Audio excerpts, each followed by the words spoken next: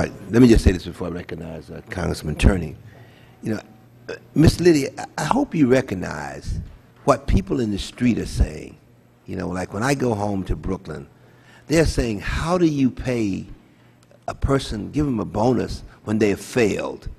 They put us in this mess, and now you're going to give them a bonus for it. I mean, I don't know how we answer people when we hear that. So I think that you need to really keep that in mind as you move forward, because that's the thing that the people out there are so angry about. And then, of course, when they say it's a retention, you know, they said, why would you want to retain them? You know, and that's what we're hearing in the street. And I don't know whether or not, you know, you're getting this as you talk to people, but that's the thing that we're really getting. And then the other one is that they say to us, you know, why would you give them, you know, retention bonus? First of all, they fail, and the fact that the economy is so messed up, where can they go? Mm-hmm.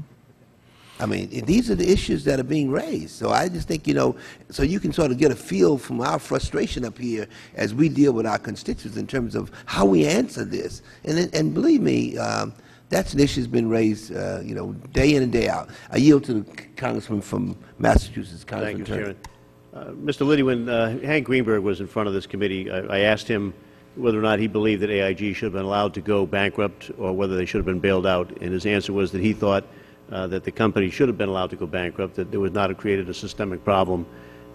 What's your response to that? What do you believe to be the case? I wasn't there when that decision was made, neither was Hank, so that was a decision that the Treasury and Federal Reserve made. You know, as I examined the situation, I think it would not have been good if it had gone bankrupt. And the reason I think that is, first, the institutional shock wave at that time. I mean, those were dark days in the middle of September when people were very concerned about the survivability of the worldwide financial system. So we'd had Fannie and Freddie being taken over. We'd had Bear Stearns several months before that. We had WAMU. We had the failure of Lehman Brothers. I think if AIG had gone bankrupt, it really would have sent shock waves through the system. So I think the passage of time has led me to conclude it would not have been a good idea to do that. AIG also, not just institutionally, from a retail standpoint, an individual customer standpoint, we have 81 million policies, life insurance, pensions, retirement and savings plans. The difficulty of managing something that large in 130 different countries, regulated by 400 regulators, would have been something the world has never seen. So I think it would have created much more difficulty than the current situation that we find ourselves in would have. And yet we could still end up there. You know, we have a plan that we don't think puts us there. You never know what's going to happen.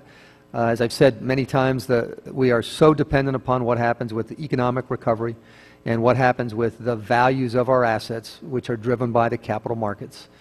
We think we have a plan that prevents that. It's a good plan. It takes time to implement. I just note there's a distinction probably between that would not have been good, which is I think the way you phrased it, and whether or not it still should have been allowed to go bankrupt, because, you know, no bankruptcy situation is good. The question really would have been catastrophic or would have been systemic. Yes. And your belief is that it would have.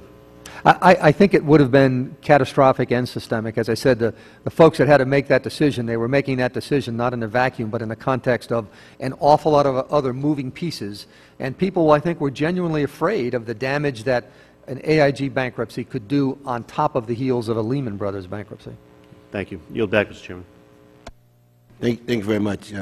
Yes, Congresswoman Martha Kaptur. Thank you. Mr. Chairman, going back to Goldman Sachs, Mr. Liddy, as a member of the board of Goldman Sachs through last September, were you involved in any of the meetings or discussions leading up to the disposition of Lehman Brothers or Bear Stearns, during which time advice was given to Treasury Secretary Paulson, the former chairman of Goldman Sachs, on those institutions' disposition?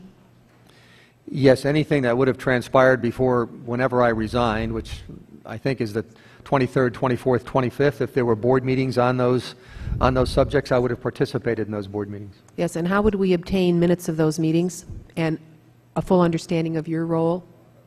I don't keep any records like that. You'd have to go to the Goldman Sachs General Counsel and ask them for that. Mr. Chairman, I would very much like to ask that the committee use its subpoena power to obtain those records. Let me ask this. Today there are many people staffing you. We recognize some of their faces.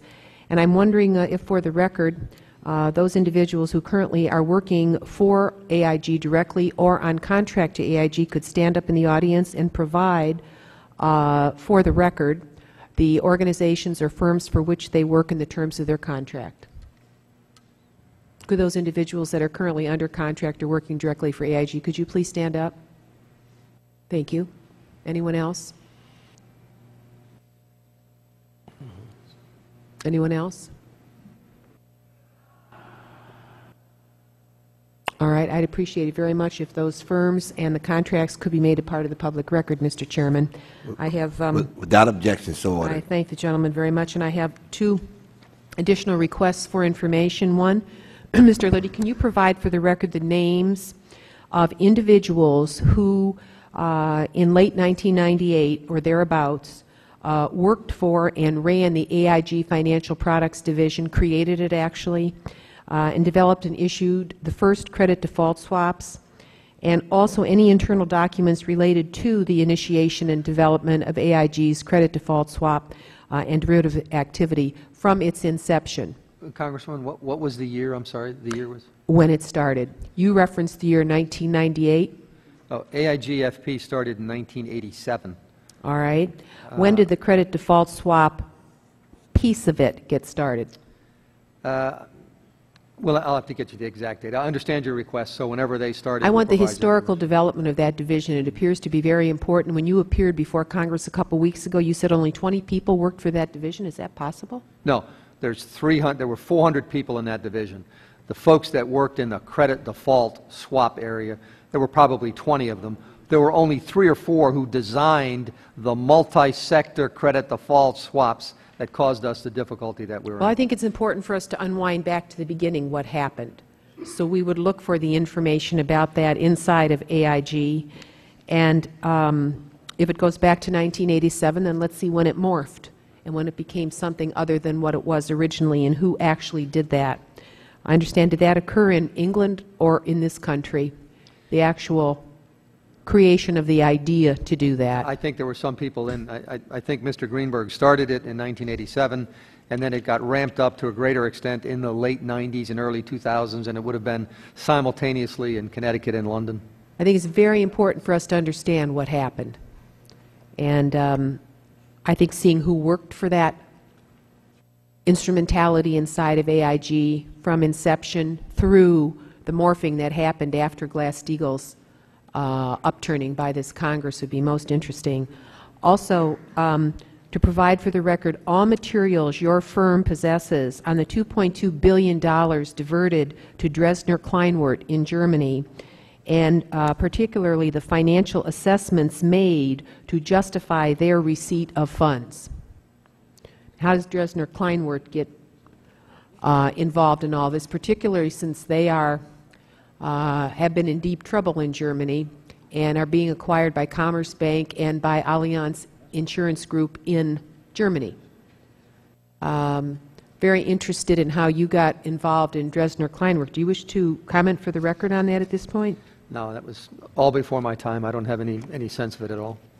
All right. It's my understanding that Dresdner Kleinwort, through some process I would like to unravel, became the possessor of a great deal of subprime housing paper from this country. I would like to know how it was transferred to them, through which firms, in what years, and what caused them to collapse. Yeah, I just don't know that we have any information on that whatsoever. To the extent we had a relationship with them, we'll provide you the material. Well, you've given them $2.2 billion. Right. You must have some kind of relationship with them. them. Yeah, but I would assume that will be in satisfaction of some sort of a credit default swap contract or what have you. But all the other information, you know, how much did they participate in subprime lending, we wouldn't have that information. Who would have that? Time has expired. Were you ordered to give them the $2 billion by the Federal Reserve? The Federal Reserve, when we set up Maiden Lane 3, took responsibility for the settlement of all of those credit default swap contracts. Thank you. Thank you very much. Thank you.